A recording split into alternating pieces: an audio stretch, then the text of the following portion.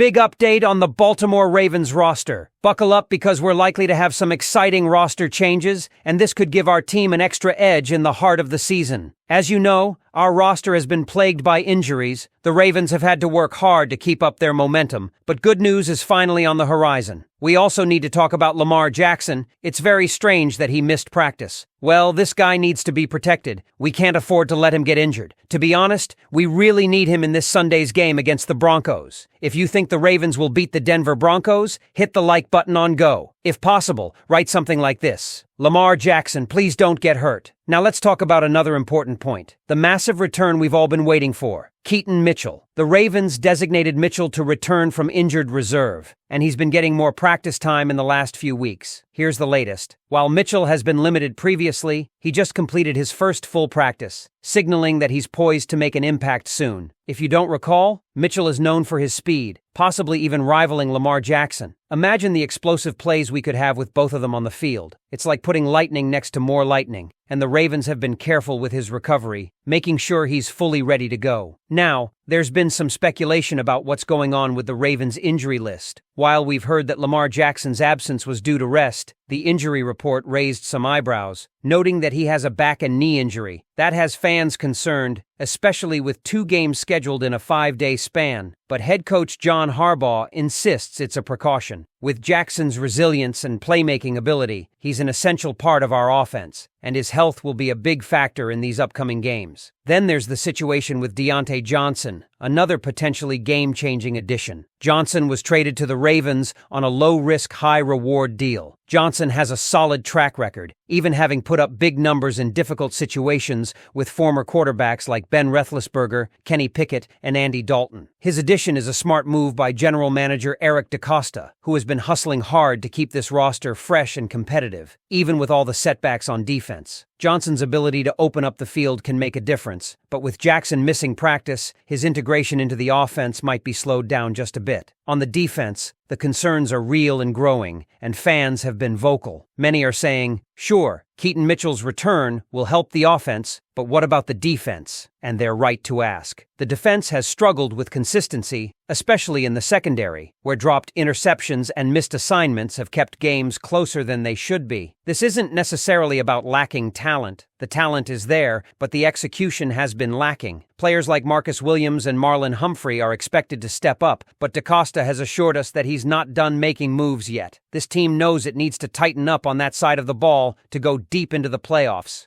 And for those wondering about the defensive coordination, questions remain. Some fans are frustrated with the current schemes, claiming it puts the secondary in tough spots without enough pressure up front. While the Ravens have shown they can perform at a high level, it's clear that there are areas in need of adjustment. We know defensive coordinator Mike Macdonald has the playbook and the game sense, but could another new addition on defense shake things up in the right way? It's a possibility, and one that fans are keen to see play out. The big takeaway here is that the Ravens are looking at not just Mitchell and Johnson, but also potentially a few more moves that could shore up these gaps. DeCosta seems determined to pull out all the stops to give Baltimore a chance to contend. These upcoming games will test the depth and versatility of this roster. With Jackson potentially nursing minor injuries, it's crucial that everyone steps up and finds their rhythm. The offense is evolving, and if Mitchell comes back at full strength, his speed will be an exciting tool in the Ravens' offensive arsenal. Ultimately, the Ravens are right where they need to be. They're winning, they're addressing issues, and they're working to make improvements every week. But the fact that they're not settling for just good enough should be encouraging for every Ravens fan out there. This isn't just about making the playoffs. This is about getting all the pieces in place to push through the toughest part of the season and hopefully make a Super Bowl run. So, Ravens flock, what do you think? Are you pumped to see Mitchell return? Do you think Johnson will make an immediate impact? And what moves do you think DeCosta has up his sleeve? Let's hear your thoughts. Drop them in the comments, and let's keep this conversation rolling. The Baltimore Ravens made a surprising but logical move on Tuesday, trading for Pro Bowl wide receiver Diontae Johnson from the Carolina Panthers. The 6th-year veteran now joins an already formidable offensive arsenal at quarterback Lamar Jackson's disposal, one that ranks as the 2nd highest scoring offense in the league. Johnson's addition injects fresh energy into the Ravens' passing game and raises excitement among fans eager to see if this move is the missing link to put Baltimore on top. The timing of this trade, however, has left some fans puzzled. After an unexpected loss to the Cleveland Browns, a team with only one win at the time, many expected a defensive shakeup.